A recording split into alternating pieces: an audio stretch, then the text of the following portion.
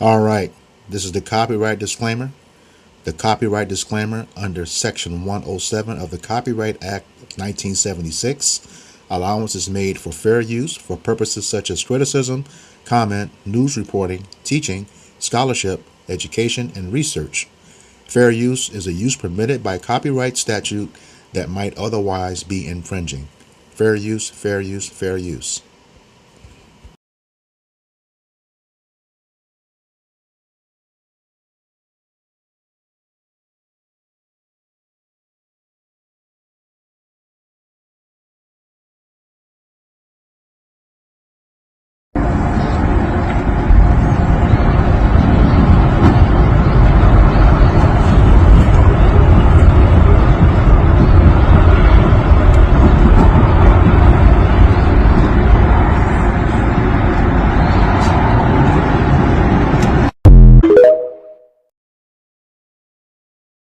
Well, so last night, the Houthis struck Saudi Aramco's Jazan refinery on the Red Sea, a 400,000 barrel a day refinery that sits on its own export terminal, and that makes it significant.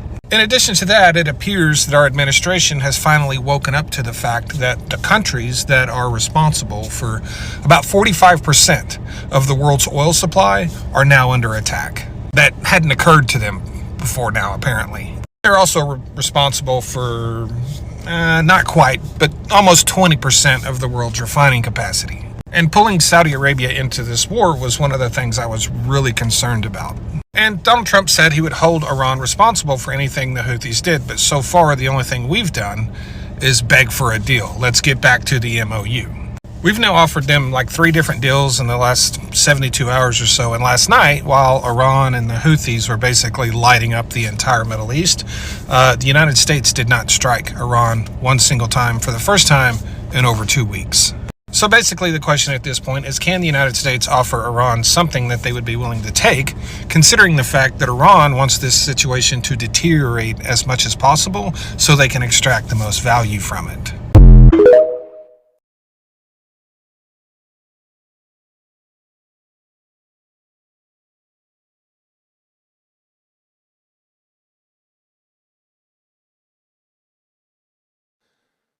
So we have now been able to confirm that the Houthis did in fact strike Saudi Aramco's new Jazan refinery on the Red Sea coast, and basically the United States is caught in a trap. I've said from the beginning this was a trap, and now we're caught deep, deep in the trap. And the crazy thing about it is we built the trap ourselves out of our own contradictory desires. Like, now we want out of the war, but we also want to look strong doing it at the same time. You can't have both. You can't have both. We already had 5 million barrels a day of refined fuels off the market, and now the Houthis did exactly what they said they would do and struck Saudi Aramco's Jazan refinery, 400,000 barrel a day refinery, their first hit on a Saudi refinery in years. And they hit facilities at Yanbu too, where 75% of the oil that goes through the East-West pipeline comes out. And yes, they have announced a blockade of the Red Sea. And what was the United States doing while all of that was going on? We were hiding. We were hiding. It was the first night the United States did not execute any strikes against Iran, and it turns out we basically spent the evening begging for a deal, begging to return back to the MOU.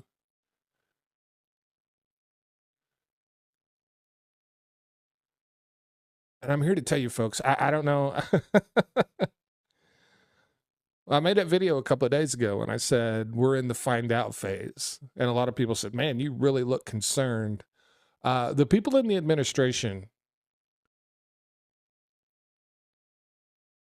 have people around them that basically know what I know. They have been made aware of what they have gotten themselves into. I expect to see a strong attempt to get out of this trap now. I really do. And keep in mind, right now as we speak, Saudi Arabia is bombing the Houthis in Yemen. But Iran said, Donald Trump said that Iran will be held responsible for anything the Houthis did. And what are we doing? We're doing nothing. We're doing nothing.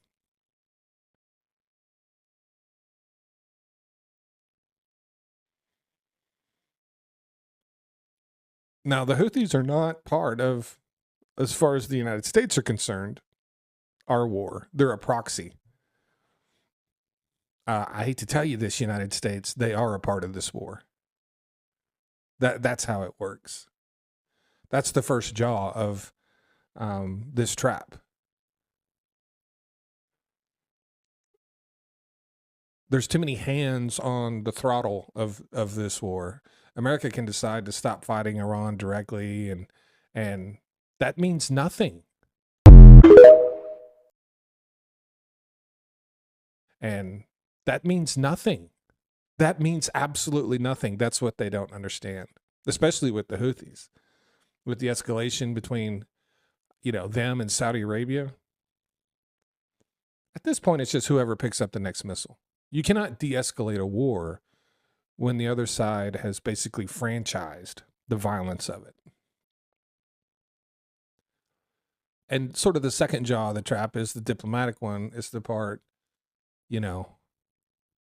we talked about. Washington's exit plan is essentially to stop attacking and go back to the old MOU, which was a complete disaster to begin with. The one we did in June. The one that gave the Strait of Hormuz to Iran and gave them complete control over it. We're going to go back to that. Just think about what that means. That's the deliberate ambiguity in that memorandum is what sucked us further into the trap. The MOU didn't fail by accident.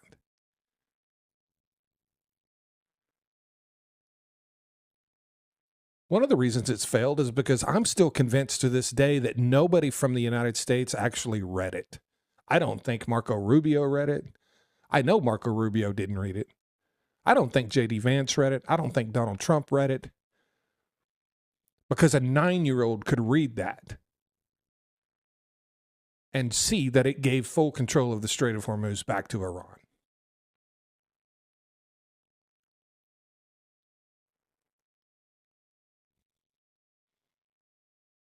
And Iran was probably shocked that we agreed to it and signed it.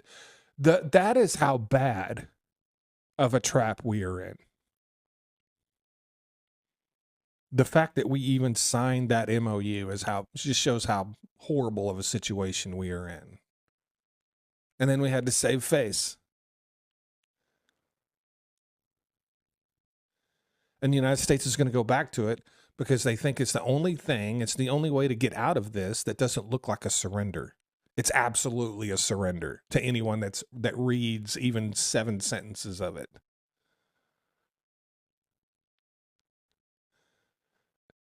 A peace deal with Iran will mean a permanent deal that is on Iran's terms and will just have to be sold to us through some BS propaganda.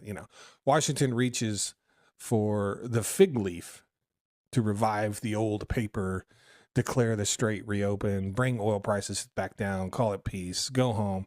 The MOU isn't attractive because it works. It's attractive because they think it lets you leave without saying you lost, but everyone knows you're going to lose. The refinery fire in Jazan just told you why that won't hold. You can sign all the documents you want. Doesn't matter. It certainly means nothing to the Houthis. It does nothing about Saudi Arabia now being dragged. Well, here is where we are tonight, and you need to sit with kind of the full weight of this. The most powerful military in the world is now asking, to stop a war that it started and being told no.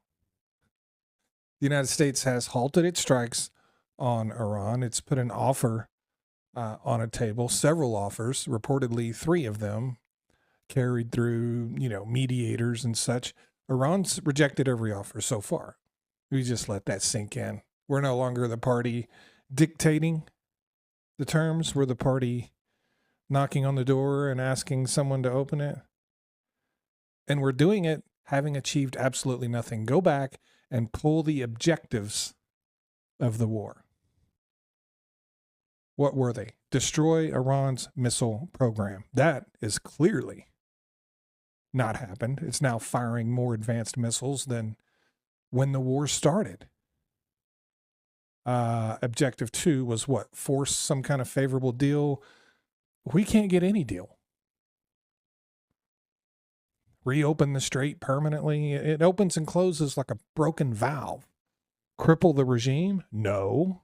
The regime is confident enough to turn us down 3 times in the last as many days. We have not met a single one of our objectives, and we're begging for this to end. We need to be very clear about that. This is what it looks like to lose a war without ever admitting you're even in one. You quietly stop shooting and backing away. You start offering olive branches, whatever. You hope nobody adds up the scoreboard.